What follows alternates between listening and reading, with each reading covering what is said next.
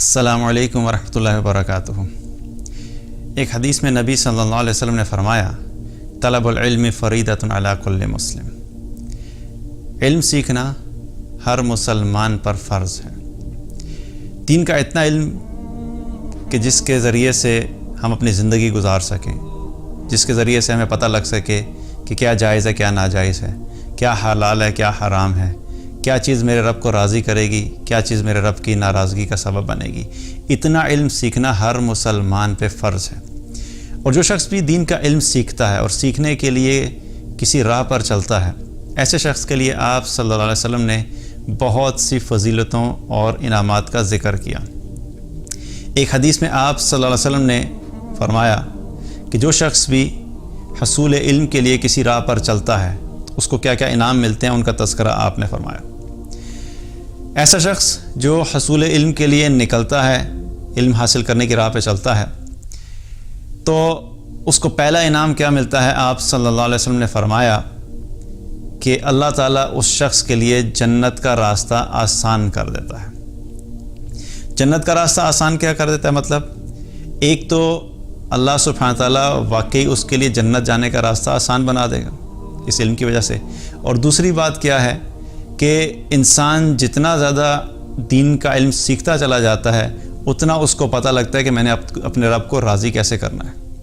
یاد رکھیے کہ جنت کا جو راستہ ہے وہ بڑا کٹھن ہے، بڑا مشکل ہے، وہ آزمائشوں سے گھیرا ہوا ہے، اور جو شخص بھی اس راستے پہ چلنا چاہتا ہے اس کو قدم قدم پہ مشکلات کا سامنا کرنا پڑتا ہے، اس کو قدم قدم پہ آزمائشوں کا سامنا کرنا پڑتا ہے، اس کو قدم قدم پہ مختلف فتنوں کا سامنا کرنا پڑتا ہے۔ تو ان سب چیزوں سے نمٹنے کے لیے انسان کو علم کی ضرورت ہے کہ مجھے کس سچویشن میں کیا کرنا ہے۔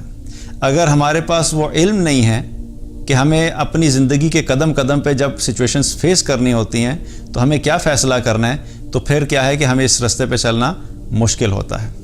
تو جتنا زیادہ علم آتا جاتا ہے اتنا زیادہ اس راستے پہ چلنا آسان ہو جاتا ہے۔ اس کی مثال ایسے ہی ہے کہ کوئی شخص اگر کوئی گیم کھیلنا نہیں جانتا اور بہت ہی کمپلیکیٹڈ گیم ہے، اور اس نے جب کھیلنا شروع کیا تو اس کو کچھ سمجھ نہیں آئی، لیکن اس نے اس کے بارے میں پڑھنا شروع کیا، جاننا شروع کیا، انفارمیشن حاصل کرنا شروع کی، اور اس گیم کو کھیلنا شروع کیا، اور اس پہ پریکٹس کرتے کرتے ایک سٹیج ایسی آ گئی کہ اس گیم کے اوپر وہ ایکسپرٹ ہو گیا۔ اب اس کے لیے وہ گیم کھیلنا آسان ہوگی کیونکہ اس نے ایک لمبے پروسیس کو فالو کیا، اس نے اس گیم کو سیکھا، اس کے بارے میں انفارمیشن حاصل کی، اس کے بارے میں مختلف لوگوں سے پتہ کیا، اب اس کے لیے آسان ہو گیا۔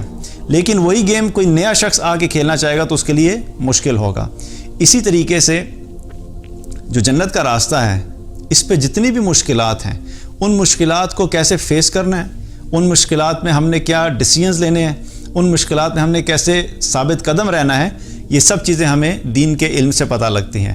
تو جتنا ہمارے پاس دین کا علم ہوگا اتنا ہمارے لیے اس راستے پہ چلنا آسان ہوگا۔ اسی وجہ سے آپ صلی اللہ علیہ وسلم نے کیا فرمایا کہ اللہ تعالیٰ ایسے شخص کے لیے جنت کی راہ کو آسان کر دیتا ہے۔ تو پہلا انعام یہ ہو گیا۔ دوسرا انعام اس شخص کے لیے کیا ہوگا؟ آپ صلی اللہ علیہ وسلم نے فرمایا کہ فرشتے اس شخص کے لیے اپنے پروں کو بچھا دیتے ہیں۔ جو شخص دین کا علم حاصل کرنے کے لیے نکلتا ہے اس کو فرشتوں کی طرف سے پروٹوکول ملتا ہے۔ فرشتے اللہ کی پاکیزہ مخلوق، اور ہم سب کتنا ایڈمائر کرتے ہیں فرشتوں کو کہ کیا زبردست مخلوق ہے۔ اور آپ سوچئے کہ اس طالب علم کا، علم حاصل کرنے والے کا مقام دیکھیے کہ جب وہ دین سیکھنے کے لیے اللہ کی راہ میں نکلتا ہے اور دین سیکھنے کے لیے اس راستے میں نکلتا ہے تو فرشتے اس کے لیے اپنے پر بچھا دیتے ہیں۔ اس سے اس کے مقام اور اس کے درجے کا پتہ لگتا ہے۔ تو یہ دوسرا انعام اس کو ملتا ہے کہ ایسے شخص کے لیے فرشتے جو ہیں وہ اپنے پر بچھا دیتے ہیں۔ تیسرا انعام اس کو کیا ملتا ہے؟ آپ صلی اللہ علیہ وسلم نے فرمایا کہ زمین و آسمان کے درمیان اور پانی میں جو مچھلیاں ہیں وہ سب اس کے لیے مغفرت کی دعا کرتی ہیں۔ آپ سوچئے کہ ہم لوگ سب چاہتے ہیں کہ اللہ ہمارے گناہوں کو معاف کر دے، ہم سب چاہتے ہیں کہ اللہ ہم سے درگزر کر دے، ہم سب چاہتے ہیں کہ اللہ ہماری مغفرت کر دے، اور ہم اس چیز کے لیے اکثر لوگوں کو کہتے ہیں دعائیں کرنے کے لیے کہ بس میرے لیے دعا کر دینا کہ اللہ میری خطاؤں کو معاف کر دے، میرے لیے دعا کر لینا کہ اللہ مجھے معاف کر دے۔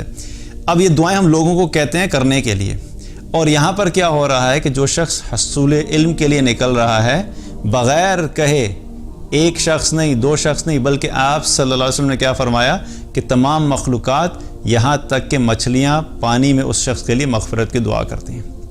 اب پانی میں کتنی مچھلیاں ہوں گی، کوئی گن سکتا ہے؟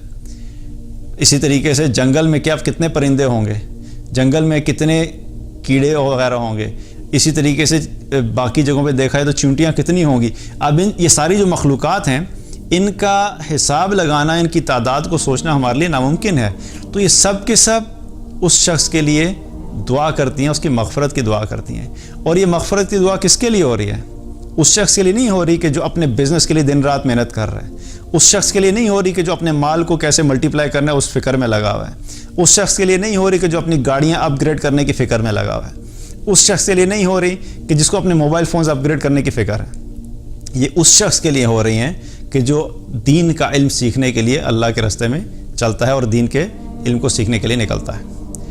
تو یہ انعام ہو گیا۔ اس کے بعد چوتھا انعام اس شخص کو کیا ملے گا؟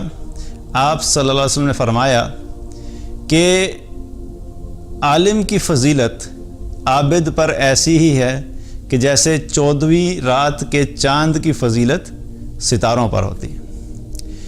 جو 14ویں کا چاند ہوتا ہے وہ بڑا روشن ہوتا ہے، جب مکمل چاند ہوتا ہے وہ بہت روشن ہوتا ہے، اور اس کے ارد گرد اگر دیکھا جائے تو جو ستارے ہوتے ہیں وہ تعداد میں تو بہت زیادہ ہوتے ہیں، لیکن ان تمام ستاروں کی روشنی جو ہے اس چاند کی روشنی کے سامنے ماند پڑ جاتی ہے۔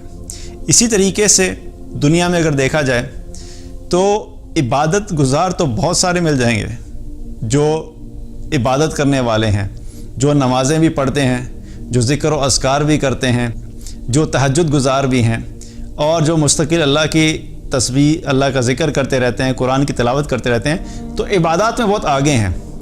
تو ایسے لوگ جو عبادات میں بہت آگے ہیں وہ بہت سارے مل جائیں گے، لیکن جو علم والے ہیں، جن کے پاس صحیح علم ہے، وہ بہت کم ہوں گے۔ اسی طریقے سے جو عبادت گزار ہوتے ہیں ان کا جو فائدہ ہے، ان کا فائدہ اپنی ذات تک محدود ہوتا ہے۔ اسی طریقے سے اگر دیکھا جائے تو جو ستارہ ہے، ستارے کی روشنی بھی کوئی بہت دور تک نہیں جاتی، وہ بالکل معمولی سی روشنی ہوتی ہے، لیکن جو اہل علم ہوتے ہیں، جو علماء ہوتے ہیں، جن کے پاس دین کا علم ہوتا ہے، ان کے پاس جو علم کی روشنی ہوتی ہے، وہ روشنی جو ہے وہ بہت دور تک جاتی ہے، بہت لوگوں کو فائدہ پہنچاتی ہے۔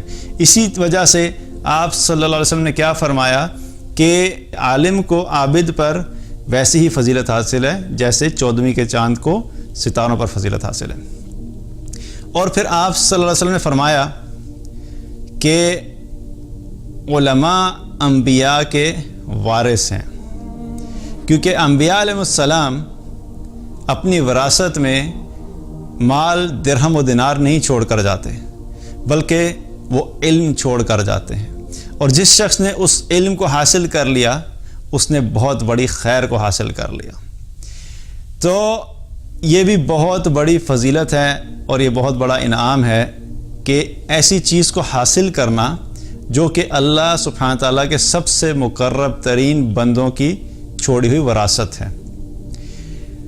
اس سے علم کی فضیلت کا بھی پتہ لگتا ہے، اور اس سے اس شخص کے مقام کا بھی پتہ لگتا ہے کہ جو اس علم کو حاصل کرے اس کا کیا مقام ہے۔ تو یہ تمام انعامات ہیں اس شخص کے لیے کہ جو بھی حصول علم کے لیے اللہ کے راستے میں اور علم کے راستے میں نکلتا ہے اور علم سیکھنے کی کوشش کرتا ہے۔ اللہ تعالی ہم سب کو ان لوگوں میں شامل کرے کہ ہم بھی دین کا علم سیکھنے والے ہوں، اور اللہ سبحانہ تعالیٰ اس کے ذریعے سے تمام لوگوں تک ہدایت کو عام کرے۔